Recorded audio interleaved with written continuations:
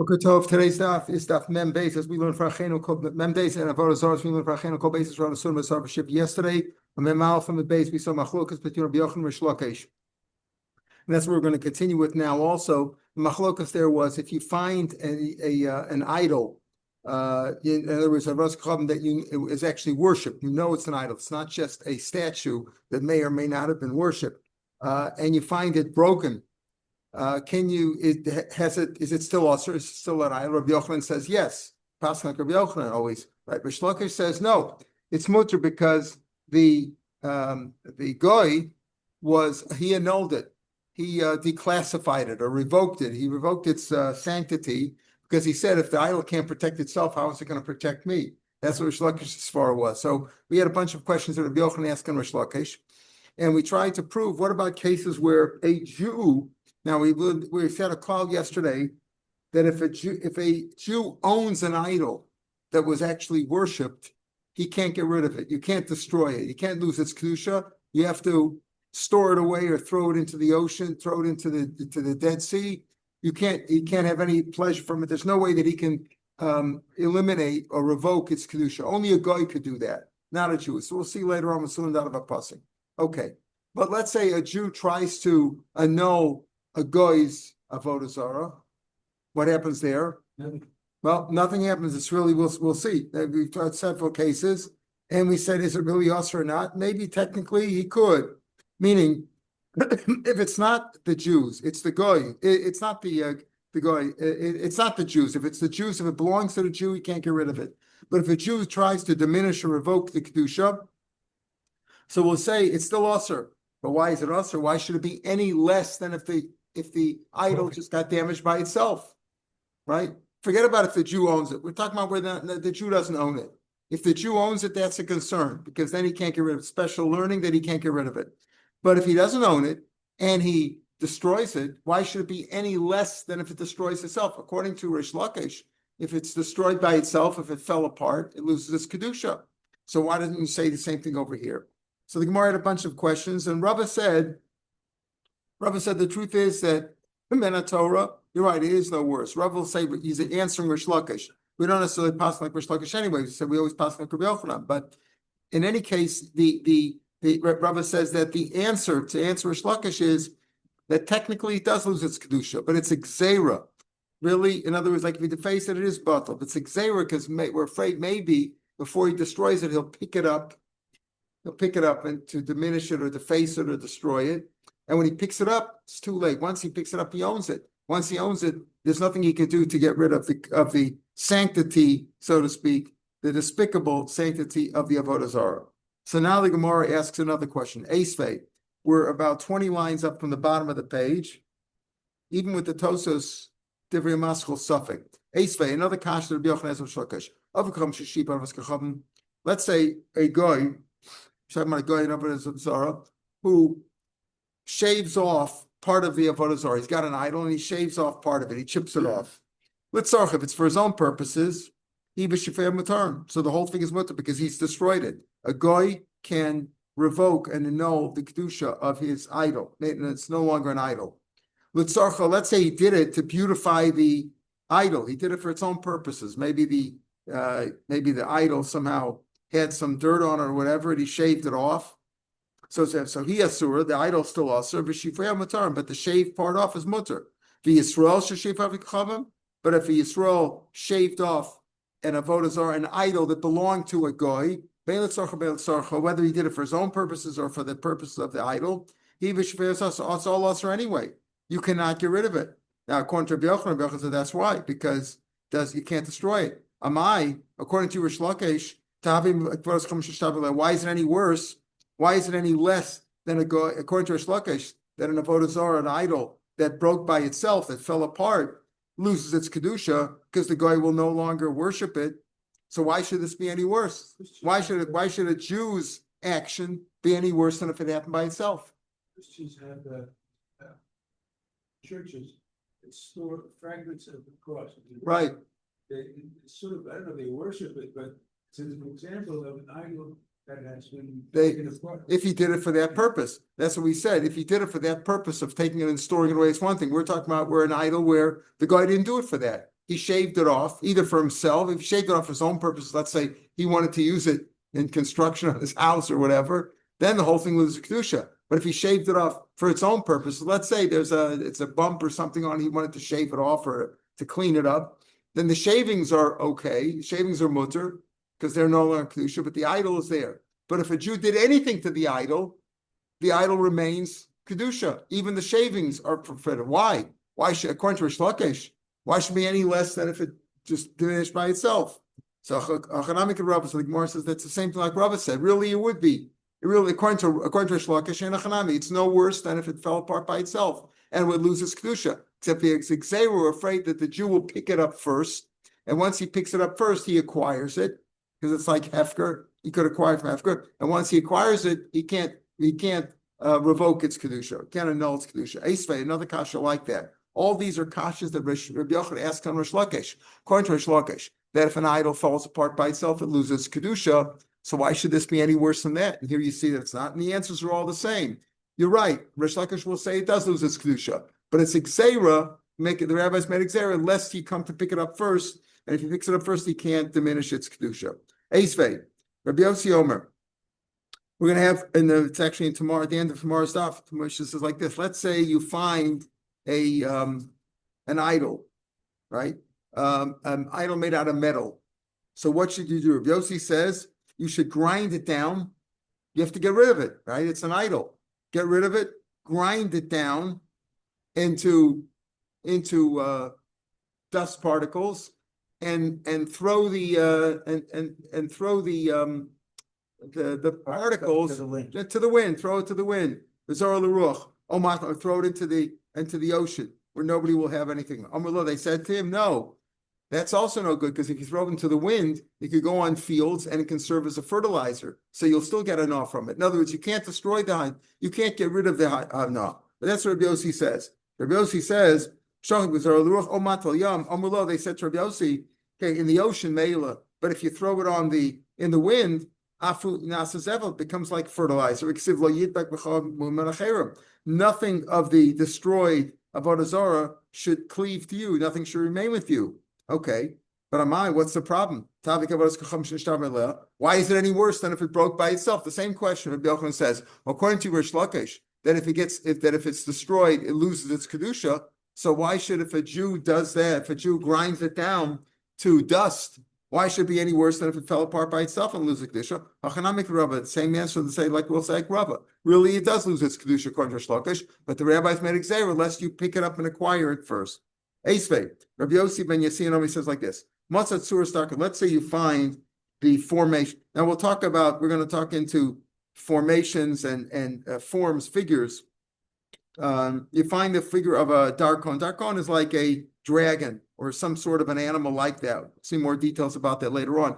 All these cases where it's usher, where it's an idol, we're talking about a three-dimensional item.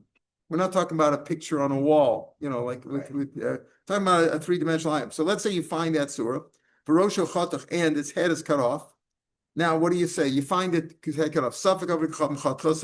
You're not sure. You're not sure who cut it off. If a guy cut it off, it's no longer an idol, right? If a Jew cut it off, it is okay. But it's mutter. You say it's mutter. Now, why is mutter there? Because there it's a svek. It's a double suffix. Number one, you don't know if that it was worshipped. It is an item that sometimes is worshipped, but you don't know if it's worshipped. It's not the same as we say if you find an idol. When we say you find an idol, it means an idol that was worshipped. Here you found the figure of a dragon, which sometimes is worshipped. So it's a double suffix. Was it worshipped or wasn't it? And even if it was, maybe the guy destroyed it. Then it's mutter, right? All right. Vadai is mutter. Vadai Yisrael chatcha. But if, let's say, you know, right? All right, mutter. So if you know for sure that it was the Jew who did it, that doesn't get rid of the kedusha. It's also again. Why, according to Rish Lakish, why isn't it like an idol that fell apart by itself? The same answer. You're right. Really, a Jew could destroy it. If he destroyed it, it would be no worse than if it destroyed itself and it loses the kedusha. But it's Xer that he might pick it up and acquire it first. Esvei. Rabbi Yossi Omer, Aflo Yerokos. We're going to have another Mishnah talk about this later on.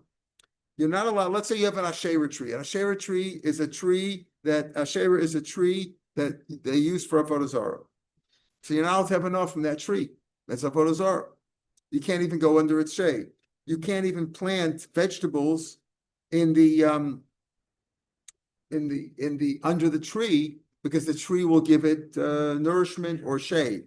So the Tanna Kama said you could do it in the summer. In the summer, you can't plant vegetables under there, but in the winter, where it's cold and rainy, and the tree's shade will not afford it, will not give any pleasure to the plants, then you could plant your plants under their share tree there too.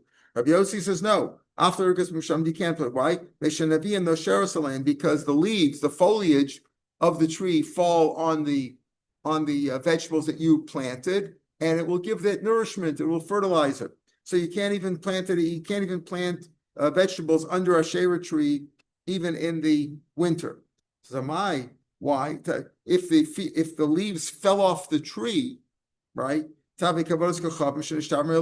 Why isn't it any worse? What's wrong with the leaves? The leaves are like a part of the idol that broke off or fell apart or whatever. Somehow, spontaneously broke. So here too, the leaves are like fell off the tree. It should be mutter, according to you. It says no, shani osam deikar. That's different because the tree is still intact. When we talk about an idol falling apart, the idol is no longer here. It fell apart. Here we're talking about the tree is still intact. So since the tree is still intact, it's okay. The Gemara, so what's if the tree's still intact? But the part that fell off, fell off. But Shifuyin, we talked before, we started off today by talking about if an Avukachavim ground off, chipped off, or shaved off part of the Avukachavim for his own purposes, the whole thing is mutter. And even if he did it for the benefit of the idol, the part that's shaved off is mutter. So here too, by Shifuyin, the Ikar Vaskachavim Kaimis, the idol's still there, just the shavings are off. But Tani Litzarcha, if he shaved it off for the purpose of the idol, to help the idol is also yasur b'shifar matar, shifar is mutter or mutter. So here too, the leaves should be mutter if they fell off, according to you. What kind of an answer is that? Say, well, the tree is still there. Fine, but the part of the tree that fell off, the leaves should be mutter. So he says no. Here's a point. It could be batal, like we say when we say Rish Lakish's argument is if the idol fell apart, the guy will say he couldn't protect himself. How is it going to protect me? So basically, he's mavatlet. That's only if it fell off. It's not supposed to break off. It's not normal. But a tree sheds its leaves all the time anyway. That's the way it grows. It grows, it sheds its leaves, and it grows more leaves. So it's not batal the normal way. That's his reasoning for it. So that's his answer on the case of the leaves. The question is, why aren't the leaves should be like broke off? The leaves falling off are part of the natural part of the growth of the tree. So you can't say that it's batal, and therefore even the leaves are considered part of the Avodah Zarah.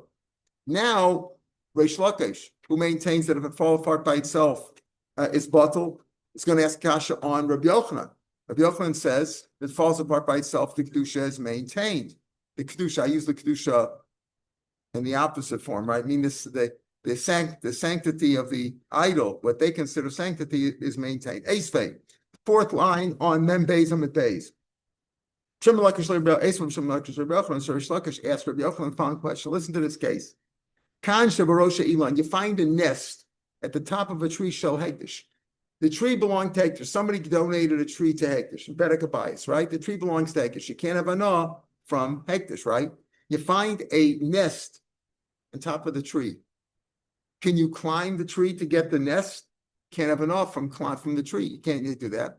Lo nehen v'lo malim. So the Mishnah says, the Rai says like this: you can't have anah from it, but there's no me'ilah. That's a way of saying that there's no me'ilah in Torah. If you have enough from it, it's not sacrilege. But midrabanan, you shouldn't have enough from it. The Rabbanan made Xera.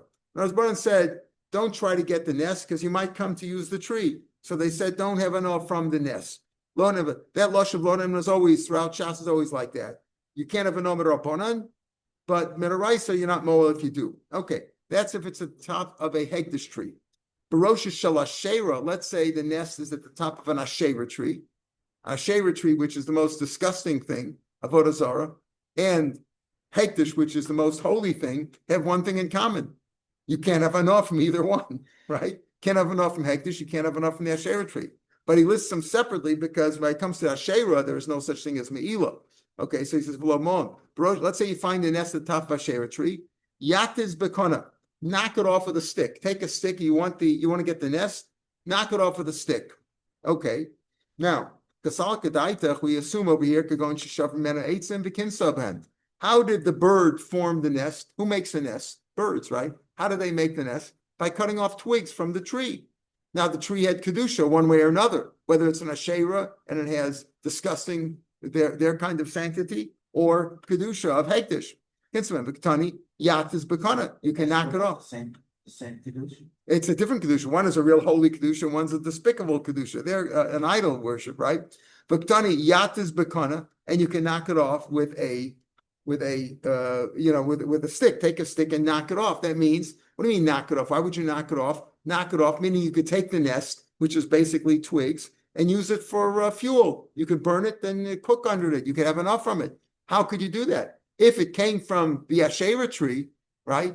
It's an idol. But it broke apart. The Jew broke it apart, knocked the nest off. He's going to take that nest, which is comprised of twigs from the Asherah tree, and he's going to use it for fuel. That means he could have enough from it. Why is that? Rish Lakish says that's a proof to what I say, that if it fell apart by itself, it's no longer as kedusha. And if a Jew knocked it down, it's also no worse than that. That's a proof to what I said. So the Gemara's answer is no. Rish Yochanan will answer, no, the nest was not created from twigs of this tree. The bird, have you ever noticed birds? They bring twigs from all over, right? They bring twigs from all over. They make a nest in your roof, even though there's no twigs growing there, right? They could do it there too. They bring twigs from elsewhere. He made a nest with that.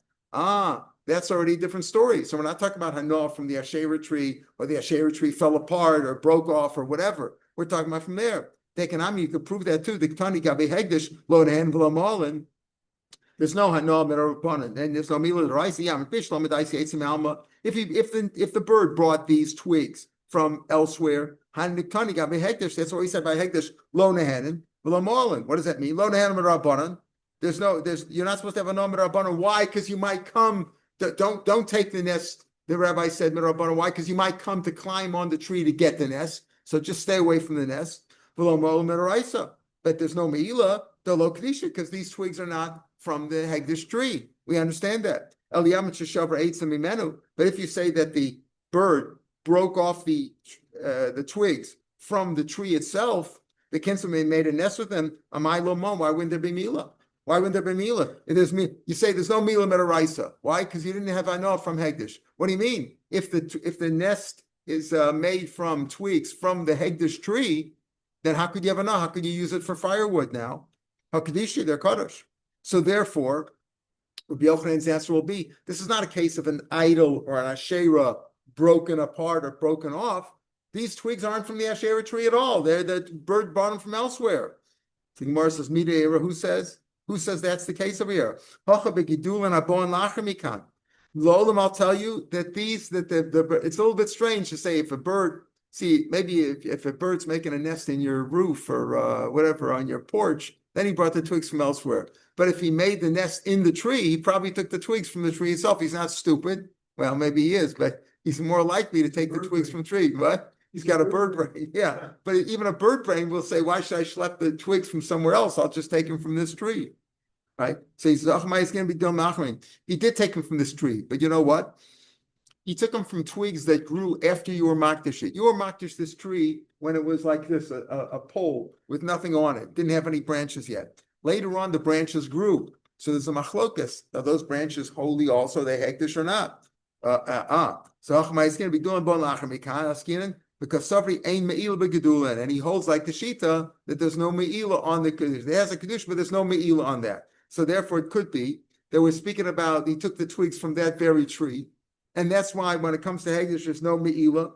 Because why is it? Because they grew afterwards. After he was makdish, these branches grew. That's why there's no me'ila. But in Rabbanan, you shouldn't climb it. And what about the asherah? So, but the asherah, if you took the twigs from the asherah tree, it should be usher. So why are you allowed to take the nest? If the nest is made from the twigs from the asherah tree, why are you allowed to do that? The answer is that once they're ripped off from the asherah tree, they're not kaddish anymore. The kedusha is lost, like Rish Lakish. That's how Rish Lakish will explain it this way. Rabbi Avuam or Rabbi Yochanan, he'll explain, no, I'll say you're right. When it comes to the Asherah tree, you're right. He broke it off from the Asherah tree, it loses it doesn't lose its Kedusha. But over here, you know what we're speaking about? You're not having enough from the nest. You can't use the twigs and my yatas befrochen. You want to get the birds off. The birds that are in the nest means if you're trying to get the birds in the nest off the tree. So take a stick and knock it so that the birds will run away. The birds are not holy, right? The nest was holy because the nest are holy. The nest was an idolatrous nest because it came from the Asherah tree, we're saying. That's how he learned it. It did come from that tree. It did come from that very tree. But you're not talking here about the as far as the tree that's Hegdish, not Asherah, the Hegdish one. There, the reason is you're not moel because the branches grew after your makdish, and he holds that branches that grew afterwards don't have holiness. As far as the Asherah goes, the nest is holy. It does have Asherah sanctity. It does have the goyish sanctity, the idol worship, the idol sanctity. But here you're not taking the nest; you're taking the birds. Yatas befrochim. Omle Rabbi Yaakov Rav Yirmi about Tachlif Hasbach explained to the Mishnah that befrochim kam mutarim. If you're just talking about the birds, whether it's the Hegdish tree or the Asherah tree, you're certainly allowed to get the birds off, right? You're not going to go that far. The Beitzim, if there's eggs in the nest, Kamikana, then you assume that the eggs need the nest, and the nest is in the tree, and therefore you shouldn't go after it because you might come to climb the tree, climb the Asherah tree, and have enough from the tree. Yeah. But if it's little chicks that still need their mother, they're like beitzim because they're like eggs. They need the protection of the nest and thereby also the tree. So that's what he's saying over here. So Rish Lakish and Rabbi Yochanan both learn it two ways. Rish Lakish say, you see over here, we're speaking about a case where if you broke the twigs, the bird broke the twigs off the Asherah tree, it no longer has Kedusha. That's what I say, because it's like it broke by itself. That's what Rish Lakish and Rabbi Yochanan say, no, we're not speaking about that case. Either we're speaking about the birds, we're not even speaking about the nest, or when it comes to Hegdish, it doesn't have any Kedusha because it grew afterwards. But Mirabanim, we don't want you to do it. Don't take the nest down because of a Hegdish tree, because you might come to climb the tree. And by the Asherah, Rabbi Yochanan will say, what's the issue of here? Is you're right. You shouldn't go after the nest because the nest has Kedusha, it hasn't lost its Kedusha. Here we're just talking about the heter is only to go get the birds, to knock down the birds from there. Says the Mishnah, Hamotzi Kalim, you find some utensils, nice utensils. You find on them a figure of the sun, the moon, or Darkon, which is like a dragon, which is an Avodah Zarah. You have to assume that they were worshipped, and you have to destroy them. Take them to Yam HaMelech and destroy them. You can't have any enough from them, obviously, and you can't get rid of the kedusha you can't get rid of the holiness of these things. If you find them, you destroy them. That depends. If they are nice utensils that you would serve in public or something like that, nice things, that those are also because that they probably use for avodah zarah. If it's a mevuzim, let's say it's a pot that you cook in, they wouldn't worship that, so those are mutter, you can have enough there. Some say that we're not talking here about a three-dimensional figure of the sun or the moon, but rather the worshippers of the sun and the moon, they have a figure that they worship, which looks like a man. So maybe the Rambam says that that's the tzur that we're talking about over here. Or tzuras darkon we said it was like a dragon that sometimes that's worshipped as well. Rashi says tzuras chama, the mazal of the chama, the constellation or whatever, the astronaut, what it looks like. We said okay, so if you find the nice utensils or implements, whatever, and you find nice things that have these pictures or formations on them, then you have to assume that they were worshipped and they're over there. Says Gemara, they only worship these things: the sun, the moon, and the dragon. They don't worship the goyim. Don't worship other items like this. For a minute, let's say you shecht an item, you shecht an animal. Lishum, the Girsa here is Lishum harm for the sake of the mountains. We'll see the Goyim worship mountains, right? Mountains, Lishum Gvos, or hills, Lishum Yamim, or for seas, or Lishum Naras, rivers, Lishum Midbar. They worship you worship for the Midbar. You call the Midbar as the god of the desert. Lishum Cham, Lishum Levan, Lishum Kochavim Mazos, or you worship, you shech the animal for the sake of, in the name of the sun, the moon, the stars, the constellations, Shem Michal Saragadol, in the name of Michal Saragadol, they were worshiping Michael, or Lishum Shil Shekadon, or even for a worm. I worship it for the worm. I consider the worm a god. Those are all considered sacrifices to idols. So why do you say in a Mishnah, that's an idol? The other ones are not idols. They have all these things. Rabaya, they bow down to anything they find. The Goyim worship all kinds of anything. They bow down to anything would be an avodah zarah for them, even a worm or a river or whatever, the stars, whatever, the mountains. They worship anything. Meitzer milfachi, when it comes to fashioning, making, and worshiping, hani tlosa the chashivit tzaralu. These three things that are considered important to them: the sun, the moon, and the dragon. That's what they manufacture. They formate. They fashion out these kind of figures. Upalchilu. But anything else, if they're making it, that they constructed, that's only for beautification, for ornamental reasons. That's the rule. Okay.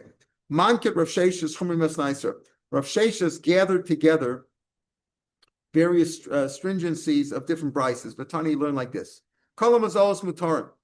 If we're going to talk about, is it something that you found or that you made? Kolam Azalos Mutarim, all constellations that you made, constellation like stars, except Mimazal Chamalabon, except for it's not really constellation, it's a celestial body, except for the sun, the moon, and the moon. So all things are mutter, right?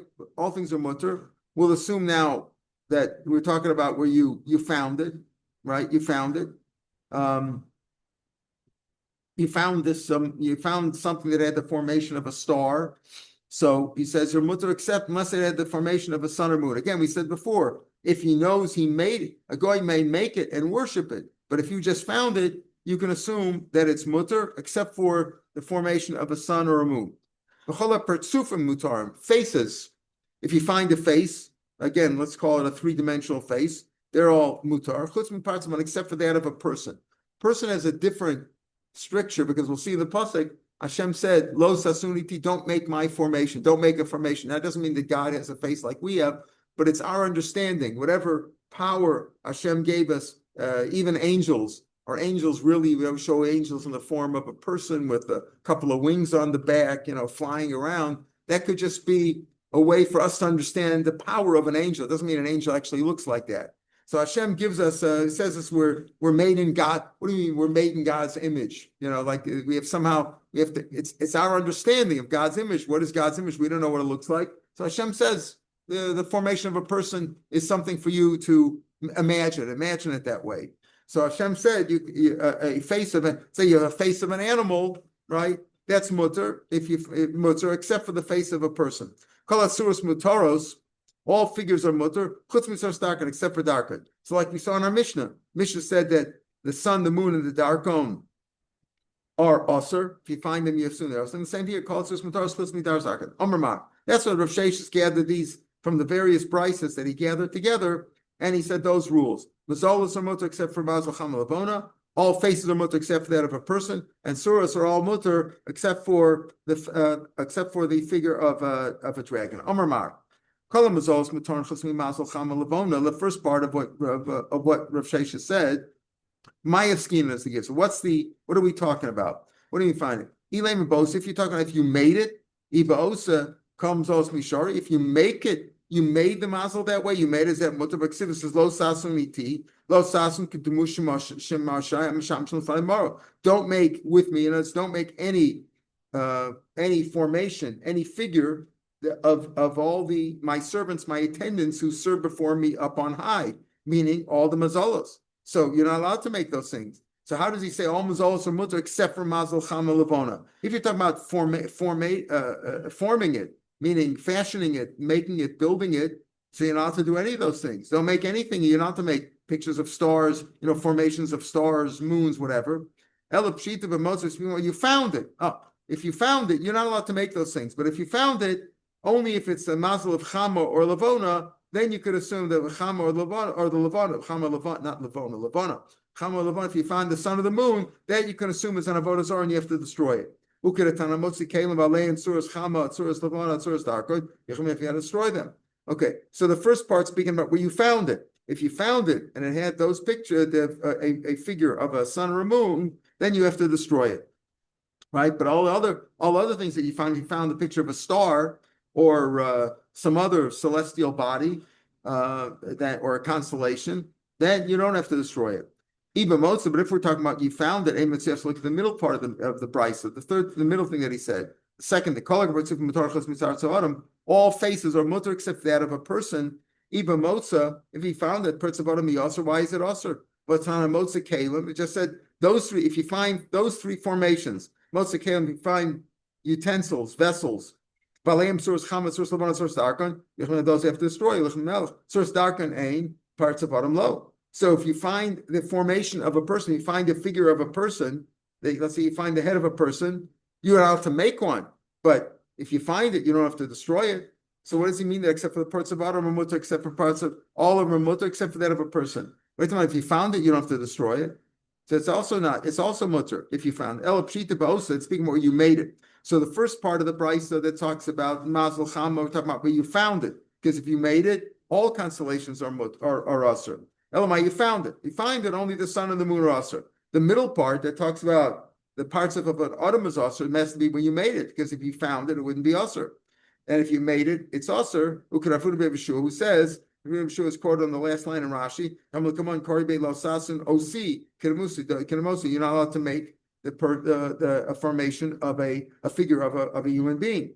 Okay, but if you talk about the middle part of the price, talk about making a formation of a person, it's talking about making it, because if you found it, it would be mutter. It's only you can't make it. Aim the seifa of the last thing Rav Shesha said was called sus mutaris. All figures are mutter, chutz mitas except for darken. Bibosa, if you talk about making it, bibosa sus darken miaser. Who says you're not allowed to make a formation of a dragon? If a guy made a formation of a dragon, you assume that he worshipped it. But if you made one, who says it's also? Except it says lo sasuniti. Pasuk says the end of Yisro, right? Lo sasuniti Elohei Chesed Elohei Zahav lo sasulachem. Hani ain sur starken lo. You're not allowed to make gods of silver or gold, right? Things like that. Shemosh and Shemamoro that serve up on high, right? Pictures like that. A god that serves up on high. Again, you're allowed to make it, say, a sun and a moon. Aval Surus Darkon, Dainaboram, the dragon's not up on high. Low, there's no issue there. So why is that also? Elapshita B'motza. So the last part also is if you found it. If you found it, you could assume it was made by a guy and he used it for an idol. Ukiretanan, like our mission just said, Motza Kelim Balim, Surus Chama, Surus Levanat, Surus Darkon. Yes, you have to destroy them. So if that way, Rav Shesha said three things. Resha was say for the first and the third is speaking where you found it. You found those things. Those are you find anything except for those things are mutter, but those things are also right.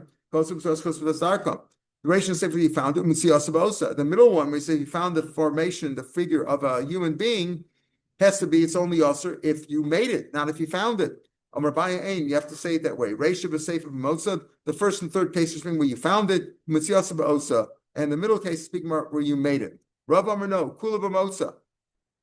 All the Rav Sheshes was consistent. He was talking about all cases about where you found something. The first one, you found the figure of a sun or the moon, that's usher. Everything else is mutter. The second one, you found a figure of a human being, that's usher. Everything else is mutter. And the third thing, you find a dragon, that's usher. Everything else is mutter. They're all speaking where you found it. We said in the middle case, we said before that you're only not allowed to make a figure of a human being. But if you found it, it's okay. Rabbi says no. The middle case, the second case that Rav Sheshes mentioned goes like Rav Yehuda, the time Rav Yehuda, Mosif, he adds on, what else if you found is usher? Not just the sun, the moon, and the dragon. Aftemus Menika, if you find a figure of a nursing woman, or Sar Ofis. We'll talk about what that means. That really refers to Yosef Atzadik. He's called a Sar because he ruled the world, and Ofis, he was Matthias, the whole world, by feeding them, right? He pacified them. Menik al Shem Chava. Menik is like Chava, Shemenik is Kolam Kula. Chava nursed the whole world, right? By nursing her children, she nursed the whole world, so to speak. She raised them. Everybody came from Chava. Kolam Kulo. Sarafis al Shem Yosef Shesar Umafis is Kolam Kulo. He ruled over the world and he pacified the whole world. And it's only and that's only Yosef. The case of Yosef is only Vudanoket Griva B'Chachayil. That's only if he's holding a measure in his hand and he's measuring it out, like to show this is Yosef Atzadik who supplied the whole world, right? He supplied the whole world with food. In the case of Chava, the Nokta Ben V'Kamenika, only showing her with a baby, nursing her. So, and as Rav Yehuda says, that those things all, not only if you find the sun and a moon and a dragon, is that forbidden, but even if you find a formation of a woman nursing a baby, that's a sign of Chava, that they worship Chava, or the sign of Yosef, who nourished and supplied and sustained the whole world, that they worshipped him too. Those are also usher. So it's in all the cases of Rav Sheshet, speaking where you found it. But if we're not talking about where you made it. In this way, it's consistent. But according to the first shot, the middle one is speaking about only usher if you made it, not if you found it. What is this for figure of the dragon that we're speaking about?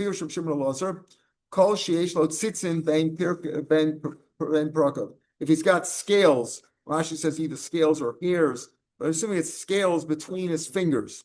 Between, in other words, not just between his fingers, between the joints of his fingers, there's hairs or scales. Rabbi Ravasi said, between the joints in his neck. That's a sign of a dragon. Meaning, if you find a figure of a dragon, but it doesn't have scales between its joints, then it's not. Then it's mutter. That's the pshat that halach like Shimon Elazar doesn't have tzit in its mutter. I was once following Rabbi Elazar HaKaper. That's what his name was. HaKaper Bribi. He was the great man, the eminent, great person. But there, tabas. He found a ring on the floor, on the ground. He found a ring. And on the ring was a figure of the dragon, meaning like Avodah Zarah, and you have to assume it's Avodah Zarah. And he found a young Ovid Kechavim, right? He didn't say anything to him. In other words, he wanted Rav Elazar HaKaper wanted to destroy the idolatry. I don't want to use kedusha. I keep using the word kedusha. The sanctity of this idol, right? So, but he didn't tell the Katan to do anything. He didn't tell him to annul it. He found an adult of a Kechavim, but Omerlo, and he told him, Batla, please annul the sanctity of this ring. It's not your avodah. It wasn't yours anyway. I just found it on the street. Can you annul the sanctity of the ring for me? Below Batla, he didn't want to do it. Satro, so Rav Elazar HaKaper slapped him on the face of Batla, and then he did it. Shmamina plus, you see three things from here. Shmamina avikachavim v'vatla avikachavim shalov v'shalchavero, like we said before. An avikachavim can always annul the sanctity of his idol or somebody else's idol. In this case, it was somebody else's idol. Yesterday we talked about if even though you worship Markulis by throwing stones at it, you could also annul the kedusha of the poor, which they worship by defecating in front of it. So you see, number one, that a goy is allowed, it has the power to annul an idol of his own or somebody else. Only a person who understands the Avodah Zarah, meaning an adult who understands Avodah Zarah and its pertinences or its attendants, its servants. That's why he didn't tell the kid to do it. He didn't tell the Avikachavim kid to do it. And you see also that he can be forced to mevatel it. Here, Rabbi Elazar slapped him, and he had who's told Rabbi Shimon Levi was following him, so he must have had some enforcements there too. Slapped him to it. So you see those three things. By the way, how old was the katan? The Avikachavim katan. How old was he? We don't know. All we know is that he's young. He doesn't understand it. You see, by Jews, there's halacha mashmei Sinai that a boy is bar mitzvah when he's 13. If he kills somebody when he's 12, not a good thing, but he's not responsible. Not till he's 12. By a guy, it works by when what his understanding is. If he understands what he's doing, if he's a minor, even if he's 10 years old and he knows what's going on. Here we say he's a guy, the Cotton didn't understand Avodah Zarah. He was probably 4 or 5 years old, didn't understand what he was doing. The point. Pardon? How could he be vatal if he doesn't understand? That's what he said. He can't. That's what he said. So Blazer Copper, he saw the kid, but the kid didn't understand Avodah Zarah, so he didn't tell him anything. When he saw the Gadol, he told him to understand. So I'm saying, what's a Cotton and a Gadol by a V'cham? If he understands, then he's a Gadol. If he has Seichel, he's a Gadol. By a Jew, even if he's 10 or 11 years old and has Seichel, he's not bar mitzvah until he's 13. Megada for Rav Chanina. Rav Chanina fumed, he got angry, ridiculed this. I understand. What do you mean? Why did Rabbi Lezer Copper feel that he had to have the goy mevatel? Leslie Rabbi Lezer Copper, he doesn't know how to Tanam. We learn like this. Hamatzil min ari. Let's say you rescue an item from a lion, right? There's a lion there about to destroy this item or eat it or whatever, and you rescued it, or min a dover, a bear, min a number from a leopard, min a guy is from troops. We're going to take it min a nahar from a overflowing river, mizuto shayam, or the tide of the sea was going to take it away. Or from the flooding of a river, all these things, you saved it, you rescued it from here. Or Ramotse Basart, or you found something on a highway, or on the big plaza, or in any place where there's a lot of people there, it's a public place. Harelu Shalot belongs to you. Because if a guy loses something there, you lost something in the ocean. You ever lose something in the ocean? You'll never find it. You lose something in a big public place. You'll never find it. You lost $100 bill in the public, you're never going to find it. So a person gives up on that. So here too, why did Rabbi Lezer Copper feel that he had to get a guy to annul it? If the guy lost a ring in a public place on the road, the owner for sure gave up on it. If he gave up on it, presumably gave up on its kedusha as well. He was miyayish that the guy who lost the ring would have given up hope that he'll ever get it back. He probably would have given hope, but from its divinity, we'll call it, its sanctity, that it's idolatry. Would he be miyash from that? Maybe figures like this. The ring had a picture of the dragon on it. If another guy finds it, he won't know who owned it originally, but he'll bow down to it because it's an idol. And if a Jew finds it, I need to dummy a car. The Jews, they like money, right? Since it's worth a lot of money, he'll sell it to a guy. That's what a Jew will do, right? Talk about that. The Jews do sell idols. We had a discussion yesterday about this, that the Jews would always sell small idols to God. The Jew didn't consider it an idol, but the guy would use an idol. So you figure like this. Therefore, that's why Blazer Copper wanted a guy to be mevatel it, because he couldn't assume just because it was lost. Yes, it was lost. Any item that's lost like that, you can keep it. The owner was miyayish, and if there's no siman on it, we learned in the Bamatzin elements, no siman on it, and the guy was yish, and there's no siman, you could definitely keep it. Here, the Rav Lezer Copper didn't want to keep it. He wanted to get rid of its kedusha, so he didn't pick it up either. If he would have picked it up, he could have acquired it. He didn't want to acquire it, or he picked it up specifically with intention not to pick it up, not to acquire it. But the question was, wouldn't the guy be miyayish? Yeah, he would be miyayish, but that wouldn't annul the sanctity of the idol, of the idolatry, because the guy will figure, okay, I've lost it, it's not mine. But whoever picks it up, if a guy picks it up, he'll worship it, he'll keep it and he'll worship it, that's fine. And if a Jew picks it up, he'll sell it to a guy who will worship it. So therefore the kedusha was not diminished, and therefore Rav Lezer Copper forced the guy to annul its kedusha. All right, we're up to the 2 dots here. We'll pick it up here tomorrow from Tanan Osam, continuing this discussion. Good.